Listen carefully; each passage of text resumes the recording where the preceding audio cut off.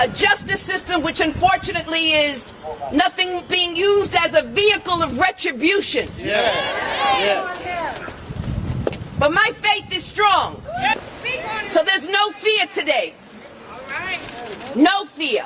No fear. No fear. No fear. This justice system which has been used as a tool of revenge and a weapon against those individuals who simply did their job and who stood up for the rule of law.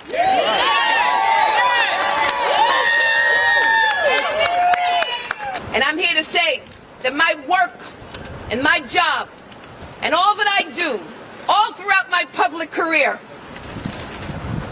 I've stood up for the rights of New Yorkers and Americans, and I will not be deterred. That's a lie. And I will not be deterred. I will not be distracted. I will do my job each and every day, and that's why I'm headed back to New York, because there's work to be done standing up for the rule of law. I mean, look, it's just an indictment. I guess she's still innocent. Yes, but this is to allegations. Bill Pulte. And an indictment. It comes from Bill Pulte's very good work in looking at mortgage fraud, which people have gone to jail for. I mean, Letitia James herself faces $1 million in fines, 30 years in jail. Bill Pulte, Ed Martin went to the brownstone in Brooklyn and had a look at it, and you could see there were 5 apartment buildings there because there were 5 buzzers.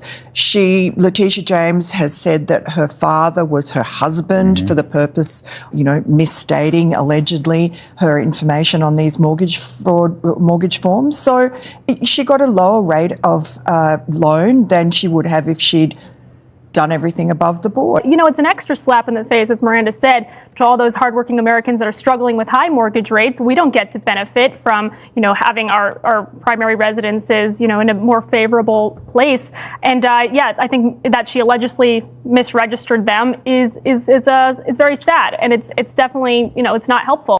Christina, if you were to be her attorney, Tish James' attorney, that would have been very interesting, by the way.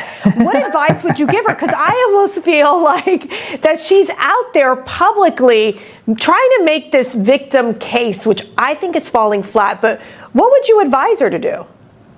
Well, I am a criminal defendant as we speak, and I talk very publicly about my case as well, so I can't fault her for that. Go ahead and talk. She just needs to understand that whatever she says can and probably will be used against her if she sidesteps the facts of the case at all. So I agree with Jay. I think the facts are really solid in this case. They're going to rely on witness testimony, the fact that she was never in the home and she claimed it as a second home.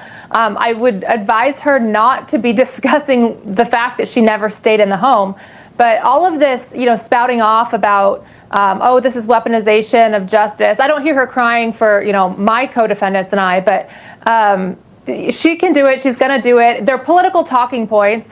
And I think we all just have to endure it for a time. They did the opposite when Donald Trump was being indicted and under investigation. They said, a grand jury, found this. And we all know prosecutors never conflate, never abuse the grand jury process. And, they said the opposite talking point. So I think this is just the media shtick.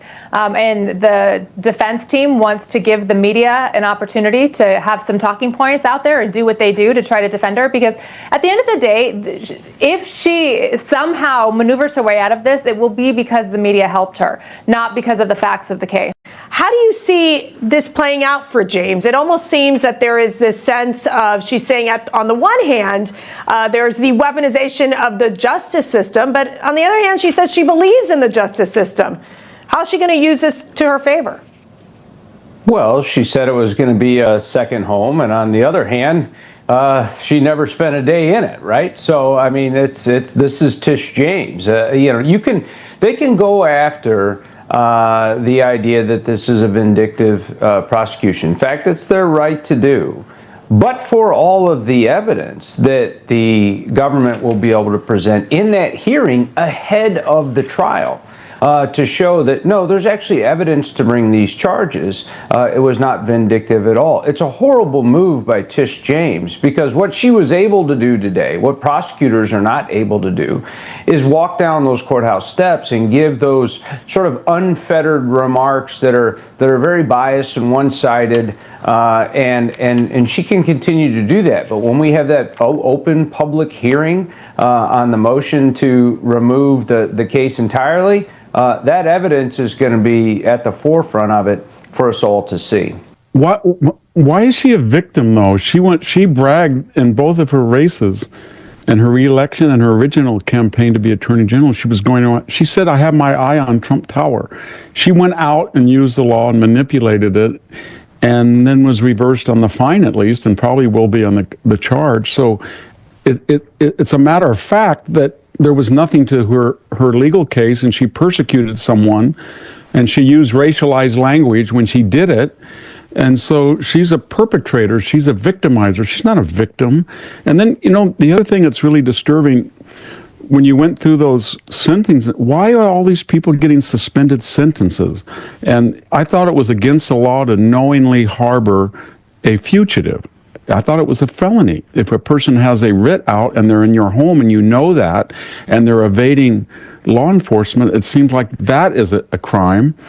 And I thought if you were a statewide elected officer in New York and you're Attorney General, your primary residence had to be in the state. Why doesn't somebody say, if you say that your primary residence is not in the state, then you're liable to recall or dismiss, or some consequences. But the common theme with all of this is, if I say enough anti-Trump stuff, or if I play the victim or the race or the gender, whatever the card is, then I get an exemption. And I know that it'll work because it's worked in the past.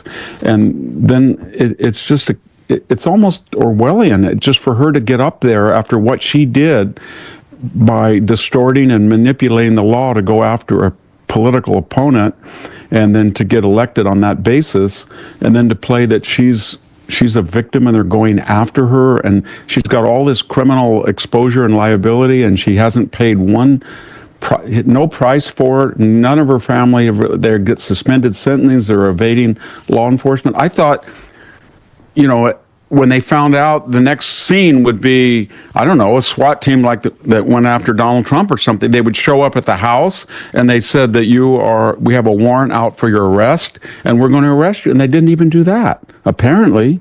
So I guess the idea that they assume these political officials are, and I guess on the left, that once you stake out this premise that you have been wronged or historically wronged, or you're a victim, then any type of behavior is okay and there won't be consequences. And the sad thing is, I think they're right.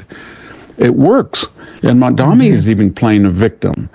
And so when you get these very affluent people, multiple houses, big salaries, and then they talk as if they're on the barricades and somebody's out to get them, it seems to work, at least with half the population. But it's destroying the country. That nobody has any confidence in the law anymore. They don't feel that justice will be dispensed equally.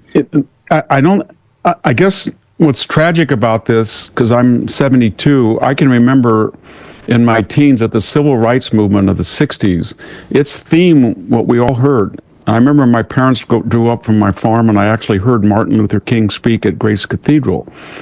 And the message originally was that anytime you give exemptions to anybody other than on meritocratic basis, it's wrong. So there was the old boy white network, and there was truth to that people who were African American were not given a fair shot and a level. I heard that term all the time. All we want is a level playing field.